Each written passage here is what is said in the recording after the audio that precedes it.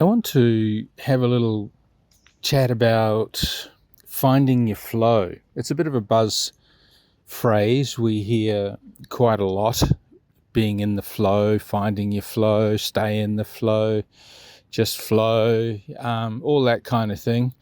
And as with a lot of these little buzz phrases and words, there's truism in there, and there's also a lot of opportunity to just leverage fancy, acceptable modern phrases. And I don't intend to do that. I want to try and give you something very practical, something you can take away and do something with immediately. I'm not really a theorist, more of a pragmatist, like many humans on the planet possibly, thinking about a new year and what lies ahead, and perhaps taking the future more seriously than I might have been doing even a month ago or a few weeks ago. In my case, every day is I'm grateful for, and I treat it as very precious. But a lot of people on the first of the month or New Year's resolution time really take these things a bit more seriously. And I want to address the issue of flow. Now, depending on your worldview or your cultural view or your religious view, etc., we may use different terminology, but essentially we're likely saying the same or very similar things. And irrespective of your religious view, your cultural view, your worldview, your political view, and every other view you might have, your gender view, I'm not interested in getting drawn into debate on these finer points. I'm actually interested in your outcomes. What happens for you? What is the practical use of the things you espouse? Not your ideologies, not your religious posturing, your virtue signaling, or your politically correct speech. I'm not interested in any of these things. They're just sidetracks, they're distractions from my point of view, and I'm just not interested in them. I'm interested in things that work. I'm interested in practical things right now. As some of you may know, who've known me perhaps a while, some years ago I was a preacher. I grew up in a preacher's home, ended up being a preacher myself for more than a couple of decades, and I often used to say to my congregations, I'm not interested in the pie in the sky and the sweet by and by. I'm interested in steak on my plate while I wait. And it's very important to me that life has got a real practical edge to it, and it's usable, and the things that teachers teach can be used right away. Again, I used to talk about the religious philosophers and the theologians who were people busily answering questions that nobody on the planet was damn well asking. And I'm not interested in being that. I want to answer the questions that people are asking. How do I have a happy relationship? How do I, pay my bills? How do I maintain a balanced life? How do I get along with, my boss or my neighbors or my family or my kids? These kind of things. How do I make a successful business? How do I enact the ideas I've got for a future opportunity, etc., etc. So I'm really practical, and this talk will be along those lines, I hope. Now, 2023, we've come through some pretty tumultuous times. I think, in my opinion, and I'm no economist or political scientist or anything else, but I'm definitely an observer of life, and I'm definitely a perpetual student. I'm of the view that 2023 for many people will be even more tumultuous than 2022, 21 and 20, coming through the COVID pandemic, or the plandemic as many people want to refer to it as. It's going to be tough. For others, it's going to be a breeze. I mean, this is just normal. This is how life is. And what I'm interested in is helping people to navigate the journey, whether they're in the tough end or the easy end, to make it more satisfying, more successful, and help people feel more at peace with what's going on in their world, be it good, bad, or otherwise. Now, the tumultuous change that we've experienced in the recent years has very, very largely been due to technology and the rapid take-up of technology, the changes in technology, the developments in technology, especially when you consider the area of communications. This has created incredible social disruption. Now everybody with a mobile phone's a journalist, and they've got a worldwide platform, and you're seeing the mainstream media really suffering today. Many podcasters in the world who were obscure individuals some time ago now have bigger followings than many of the mainstream media platforms, whatever they may be that you may listen to. They might be in the thousands or tens or hundreds of thousands, and some podcasters are in the millions, many millions, in fact. So, and this is creating a lot of disruption. People hide behind their pseudonyms, they hide behind the anonymity that the internet provides, and this creates disruption. People say things that they would never say if they were looking the other person in the eye. They would never say it. And so this has created an opportunity for immense amounts of disrespect, and a lot of the traditional values that have endured until recently, and still endure with some, have been really attacked, come under threat, disrupted in a big way. And it's changed our political situation. The politicians. Who trusts a politician these days? Who trusts the media these days? Who trusts their financial institutions these days? Who trusts their big religion these days? These are all issues that didn't exist just a short time ago. I'm not sure how long the internet's been around, maybe 30 years or something. I'm walking and talking at the same time here, so I'm not really researching that aspect, but it hasn't been around very long. And more change has happened since the dawning of the internet than's probably happened in the last millennia or more. So this is an immense issue, and I can't see it going away. So all we can do is get better at dealing with it and living with it. Excuse me. And in 23, these times are going to be more tumultuous due to an even more rapidly increasing speed of technological change.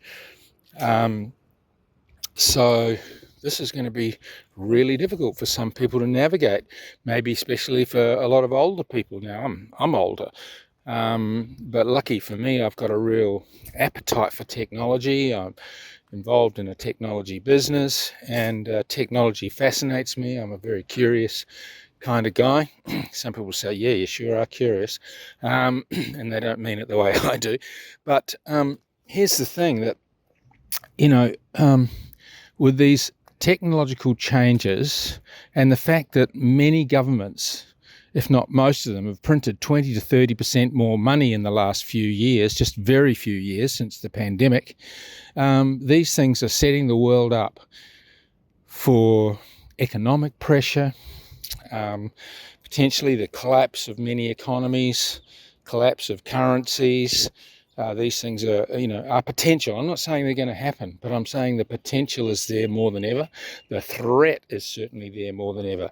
And then you've got technology moving forward at an incredible pace with artificial intelligence, aka AI, moving very, very rapidly. The area of robotics, moving very, very rapidly. People getting scared about, will they have a job? Is a robot going to put me out of work? Is artificial intelligence going to put me out of work? Are the machines going to take over?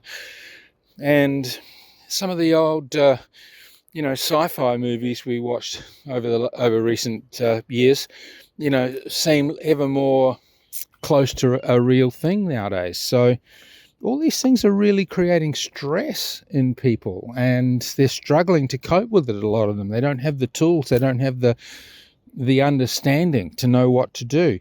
The computing power is increasing rapidly. We've now got companies that have quantum computers that can calculate and compute many orders of magnitude faster than even the computers we're using at home today.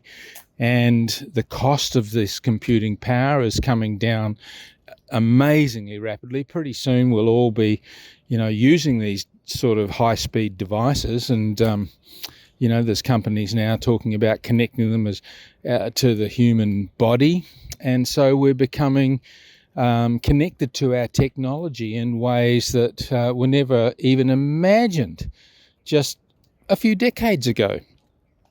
And this is, again, something we have to deal with in life. And when we're talking about finding our flow, being in our flow, these factors are all pressing in on this. You can add to the stress a little bit more. I'll just kind of, set the stage a little bit here more. You've got things like bioengineering, where we've been doing it for years now with our plants, changing our seeds and changing our crops, GMOs, etc. And now we're talking about human bioengineering, changing the biology of animals, mammals, and now humans. We can now recognize the potential diseases that might happen and remove them as a possibility, remove even the possibility of them.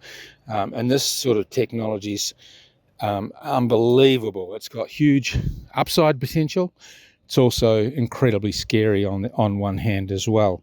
Then you got all the power grabbing going on by big business and big religion and the political class. Everybody's out to get control of the power in the early days so that they can feel better. For whatever reason, power makes them feel better. So what's our best strategy going forward as I go forward into 2023, and you, if you're listening to it around now, but if you're listening to it some later date, the content's just as relevant. What do we need to do? Well, I'm going to give you a few simple, practical steps that I feel will be very beneficial for you if you take heed to them. And the first one might not sound that practical, but it's tremendously practical, and that is take a spiritual approach first. Now you go, Daryl, seriously, what's practical about being spiritual? Well, a lot of things, because we're not just a meat bag.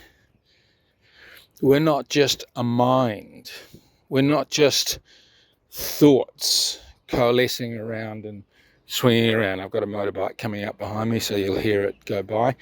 I'm just walking around my condo at the moment, having my early morning constitution, so there is a bit of background noise.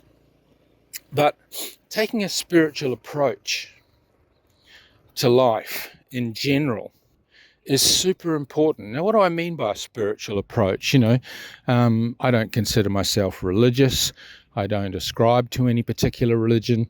I grew up in the Judeo-Christian religion, and that's that. I had nothing to do with that choice, unless you believe in I chose it from a past life and come here, but that's not my position. But some believe that. Good for them. I don't have an issue with them believing it. Just don't make me believe it. But nonetheless, I'm not talking about a religious approach when I talk about taking a spiritual approach. But if you are a religious person, and that's fine with me, you might call it prayer. Consider prayer as the starting place for your life. Whatever you do, start it with prayer. Prayer is very important. You might call it meditation. You might spend that meditation time. People might say, I'm just waiting on the Lord, or waiting on God, or meditating, or praying. All these terms, and there's probably many, many others. I don't care what you call it. I'm saying that you need to go within yourself, because all of the great religions, all of them, talk about the God within. the Christian religion that I grew up with talks about the kingdom of God is within you. Well, a kingdom is where the king lives. And so if God is the king, then he lives within me. And I believed it then. And although I'm not espousing a Christian point of view right here, particularly, or trying to, I do believe that God lives within me and that I am a reflection and an expression of him and created in the image of God. And that the more I go within and get in touch with the greater one that lives within me, the more that helps my life in so many, many ways and sets me up for a more peaceful, a more satisfying, a more successful life. And so that's why I say this is the first step to take. Take the spiritual approach, whatever that means to you. You could be an atheist. I don't care, Some of the great atheists of the world are great meditators. It's so important to get that alone time, that time where there's fewer distractions, just your thoughts. They're hard enough to get under control, leave alone the rest of the stimulation in the 3D surroundings we live in. So spending that time to be alone, to go within, to allow the spirit within us to rise up and provide inspiration. Another car going by. Inspiration and ideas and encouragement and calming of our emotions. Because the spiritual life is not just about emotions, it's not about the mind alone, it's beyond that. And so that's so important that you do that. The second thing I want you to consider taking on board is don't try to force outcomes. When you're in the flow, and that means kind of getting in sync with the energetics of life. If you've got a computer, you might sync that computer up to the cloud and back up all your information in the cloud, or you might back it up on a physical hard drive, but you keep a copy of that information somewhere else. Now, in the case of this life I'm talking about, of a life in the flow, there's an intelligence. You could call it God if you want, the Holy Spirit. You could call it whatever you want. I don't really care. Again, I really don't care what you call it. I care how it works for you. But there is a power greater than all of us. And when we get in synchronicity with that, our life improves. Our life gets easier, more successful. And this is what I'm talking about. We sync up with the greater one. We sync up with the inner man, the inner us. We sync up with the God within us. This is so important. And once we get in sync with the greater one, we don't need to force the outcome. We're in the flow of the outcomes. So that's the second thing I want to tell you to do. I'm going to come back around to these. The third thing I want you to do, or at least consider doing it, is do let go of your rigid expectations and do be open to adjust your plans and accept new experiences. Sometimes we get so set in what we want. I believe in setting goals. I believe in planning. I believe in acting on my plan. As the old business truism goes, a failure to plan is a plan to fail. I believe that. But as a general rule, there are times when you have to throw your plans out. There are times when everything you've planned to do are just clearly not going to work. And you need to make a different plan. You need a different idea. You need a different strategy. And this is so important, so important. So we cannot hold on to our plan so tightly, so rigidly, so uncompromisingly that it begins to hurt us. And I've done this myself more times than I can remember. And I speak from experience. Sometimes you've just got to let go. And when you go within, this is where you can really find the resources, the strength, the inspiration, and encouragement to do this. This is where you just know within yourself, yeah, I've got to let this go. Bit of self-talk really helps here. You know, Daryl, it's time for you to drop this idea, drop this relationship, drop this association, whatever it might be, because it's not working.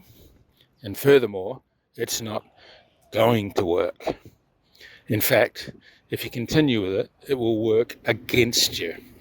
So this is so important to do.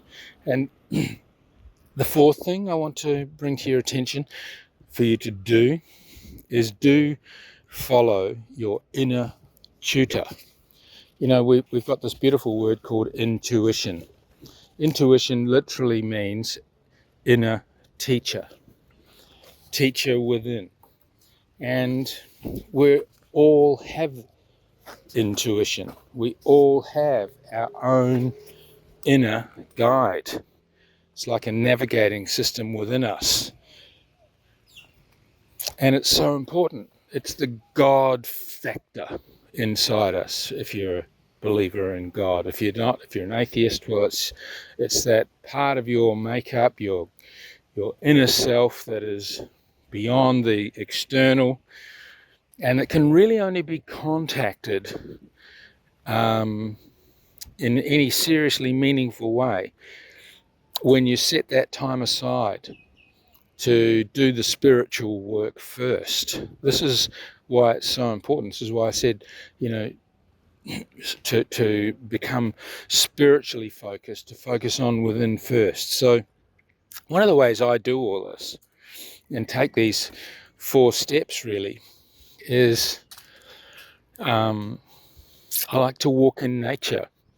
Sometimes I walk down the beach. I live not very far from the beach, and I can walk to the beach.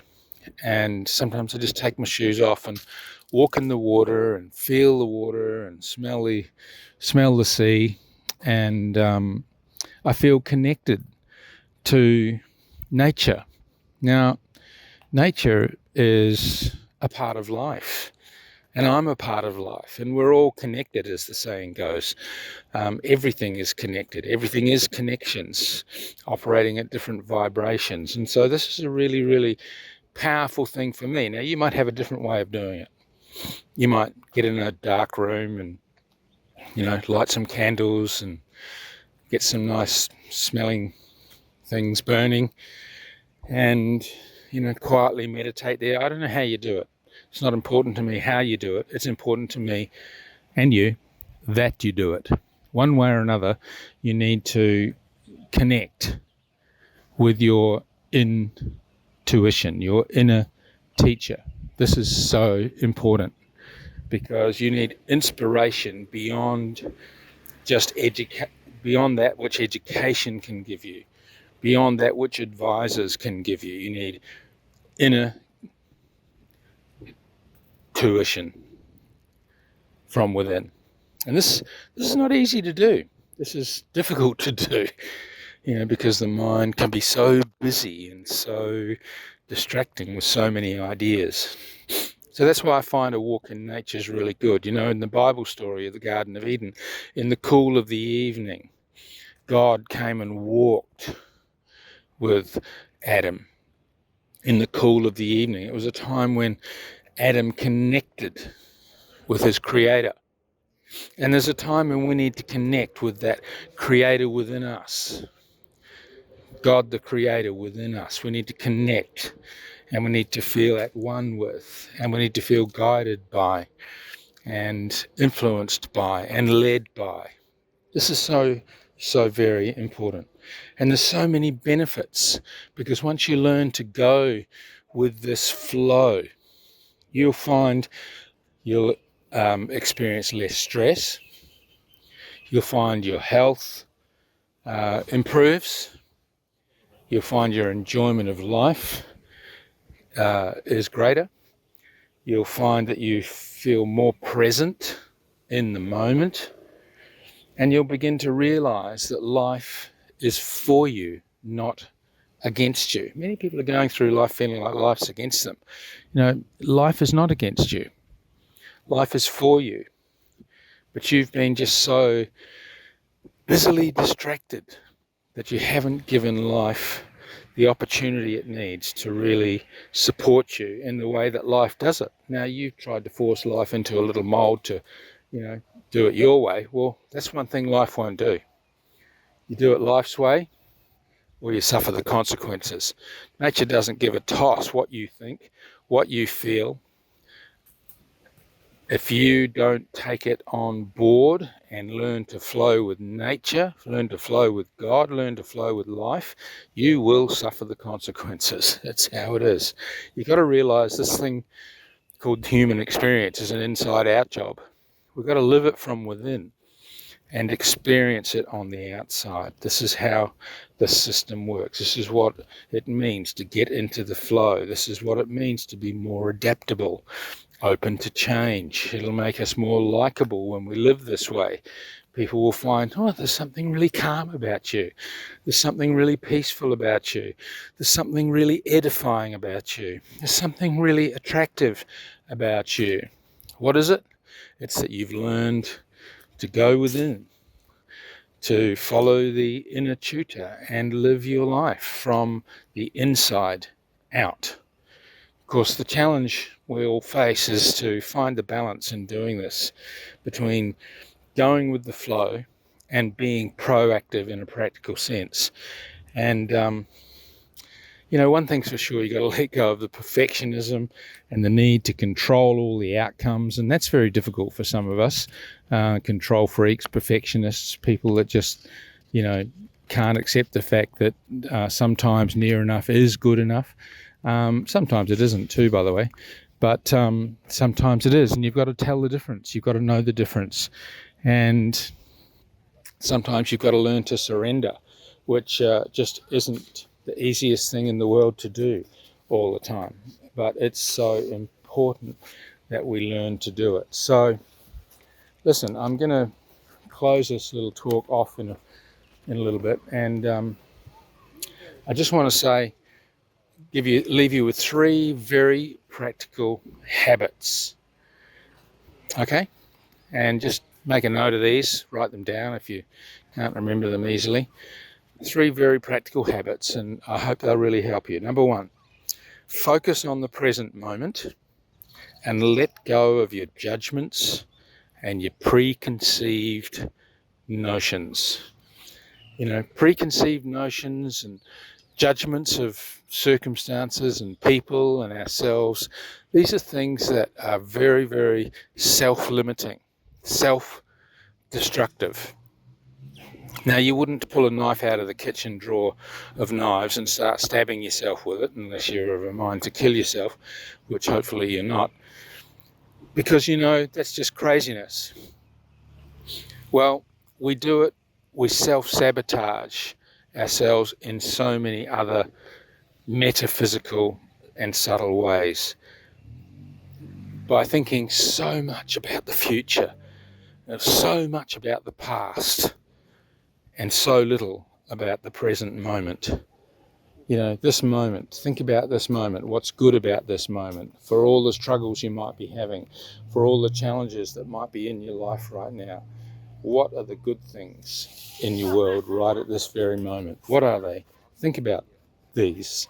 I do it in the shower oftentimes. I think, oh man, I've got running water. Millions of people around the world don't have that. I've got warm water. Oh, millions of people in the world don't have that. My wife never grew up with running water, never grew up with hot showers, never grew up with electricity. She was born in a rice paddy. Had a very simple and, on some levels, poverty-stricken life. And the thing that she could be grateful for was she had a loving mother and she had a loving father who cared for her. And that's important. And today she lives, as my wife with our little daughter, and we live in a nice home, and we've got a lot of modern conveniences that she never grew up with. But some of her friends are still living that life. And what's the difference between her and her friends? Well, I know one thing's for sure. She was very grateful for what she did have and learned to focus on the present moment of what she did have without letting go of her goals and her visions and her aspirations, because that's super important as well. And life has brought her up the chain, economically speaking. So that's the first thing. Focus on the present moment and let go of your judgments and your preconceived ideas. Number 2, be open to new experiences and opportunities, even if they don't align with your initial plans and expectations and desires. Be open to change. One of the things I find such a difficulty helping some people do is to change, because they get so stuck in their belief system, stuck in their religious points of view, stuck in their political points of view, stuck in their commercial points of view, and so closed to new ideas. I think it might have been Einstein or someone like that who said, the definition of insanity is to keep doing the same thing over and over and expect different outcomes. Exactly. We've got to be open to change. We've got to be willing to change our plans, change our expectations, go within, find out what the intuition, the inner tutor, the God within us is leading us to do, and go for that. And it's surprising how even when you change, you think, oh, okay, I'll change. It's not going to be as good, but anyway, here we go. But it turns out to be better. Time and time again, this is what happens in our life and experience. So please have a go at that. Change your expectations. And number 3, affirm your own trust in your own inner tutor. God within you knows more than your mind knows more than your intellect knows, can bring things to you that unimaginable otherwise. And some of the best ideas come as inspirations. And then if you've got the courage to act on them, and you've got the courage to trust and put some faith behind that and act on it, do something practical about it, you'll be amazed at what can happen for you. Now, whatever the future holds for you, if you're moving into 2023 like me and listening to this, or any other time, whatever the future brings your way, try to remember to practice living from within. Act on the reality that the greater one is in you, awaiting for your permission to catalyze and sustain your life with purpose. And I sincerely wish you all the wisdom you need for your future in 2023 and beyond, to navigate your journey with peace and contentment. Bless you, and thanks for listening.